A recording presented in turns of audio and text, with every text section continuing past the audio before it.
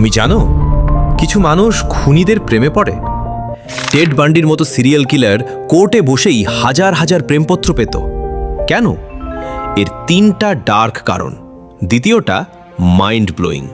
প্রথম কারণ ব্রেনের থ্রিল অ্যাডিকশন।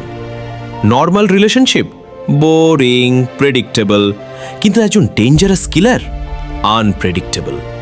ব্রেন বিপদকে এক্সাইটমেন্ট ভেবে নেয়, আর সেই থ্রিলের জন্যই তারা প্রেমে পড়ে। দ্বিতীয় কারণ আমার ফেভারিট, আমি তাকে বদলে দিতে পারবো। অনেক মেয়ের মধ্যে এই সেভিয়ার কমপ্লেক্স থাকে।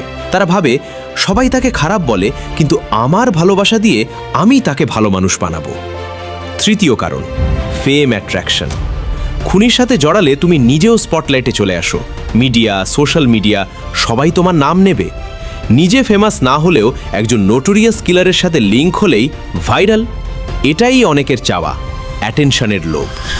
তো এই 3টা কারণের মধ্যে কোনটা তোমার কাছে সবচেয়ে রিলেটেবল লাগলো কমেন্টে জানাও। আর এরকম মাইন্ড ব্লোয়িং ফ্যাক্টস মিস করতে চাও না? তাহলে এখনই সাবস্ক্রাইব করে বেল আইকনটা প্রেস করো। পরের রিলস তোমার ফিডে চলে আসবে।